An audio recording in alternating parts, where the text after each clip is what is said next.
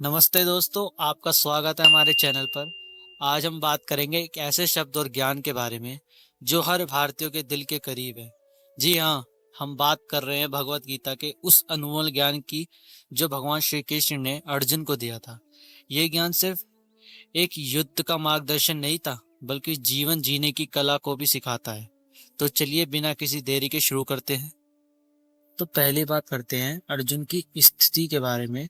जब महाभारत के युद्ध की शुरुआत हुई थी, तब अर्जुन अपने ही रिश्तेदारों के साथ लड़ने के लिए तैयार नहीं था और उनका बहुत मन व्याकुल था और उसके हाथ भी कांप रहे थे। और उसने अपने धनुष को नीचे रख दिया और फिर अर्जुन के मन में अनेकों प्रश्न उठने लग गए और तभी भगवान श्री कृष्ण उन्हें उस अनमोल ज्ञान को देते। भगवान श्री कृष्ण अर्जुन से कहते हैं, अर्जुन, ये शरीर नश्वर है, ये एक दिन मिट्टी में मिल जाएगा, पर आत्मा अमर है, अनंत है। ये ना कभी जन्म लेती है और ना कभी मिटती है। इस ज्ञान से भगवान श्री कृष्ण ने अर्जुन को यह समझाया कि हमें अपने कर्तव्य को करते रहना चाहिए बिना फल की चिंता किए। ये पहला और सबसे महत्वपूर्ण ज्ञान था अर्जुन के लिए। जैसे कि ये श्लोक तो सबने सुना ही होगा कि कर्मण्येवाधिकारस्ते मा फलेषु कदाचन। इसका मतलब है कि तुम्हें केवल अपने कर्म करने का अधिकार है, पर उनके फल का नहीं। भगवान श्री कृष्ण ने उन्हें यह भी बताया कि हमें अपने कर्तव्य पर ध्यान देना चाहिए, उसके फल की चिंता नहीं करनी चाहिए।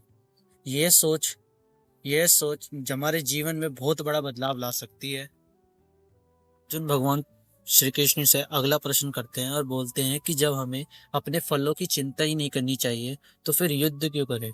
तभी भगवान श्री कृष्ण कहते हैं कि ये तुम्हारा धर्म है, यानी तुम्हारी ड्यूटी है।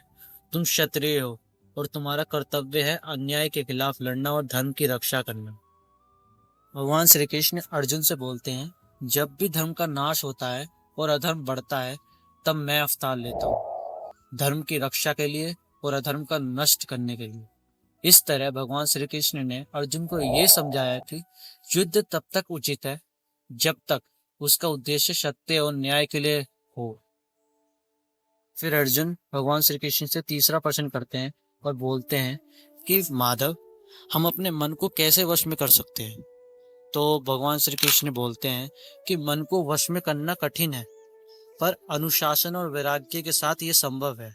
मन को एक स्थिर और शांत अवस्था में रखने के लिए भगवान श्री कृष्ण ने योग और ध्यान का महत्व बहुत बताया है कि हमें ज्यादातर ध्यान करना चाहिए, इससे हम अपने मन को स्थिर कर सकते हैं।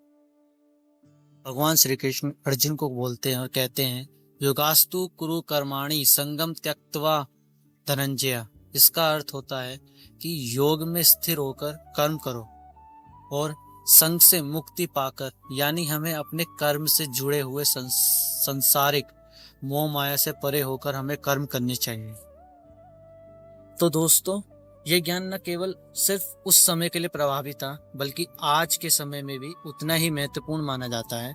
हम सब अपनी डेली लाइफ में स्ट्रेस, अनेक रिस्पॉन्सिबिलिटीज और एक्सपेक्टेशन का सामना करते हैं। अगर हम भगवान श्री कृष्ण के दिए हुए ज्ञान को अपने जीवन में अपनाएं तो हम भी अपनी कठिनाइयों का सामना अच्छे ढंग से कर सकते हैं।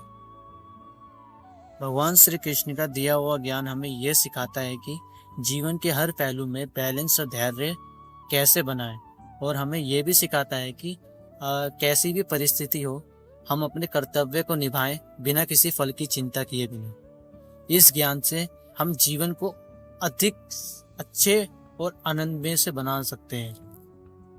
तो दोस्तों, आज के लिए बस इतना ही। अगर आपको ये वीडियो पसंद आया हो तो लाइक और शेयर जरूर करें, और ऐसे ही इंटरेस्टिंग टॉपिक के लिए हमारे चैनल को सब्सक्राइब करें और कमेंट्स में लिखकर बताएं कि आप भगवान श्री कृष्ण का कौन सा ज्ञान और कौन सा पहलू सबसे ज़्यादा प्रभावित करता है। धन्यवाद। जय श्री कृष्ण।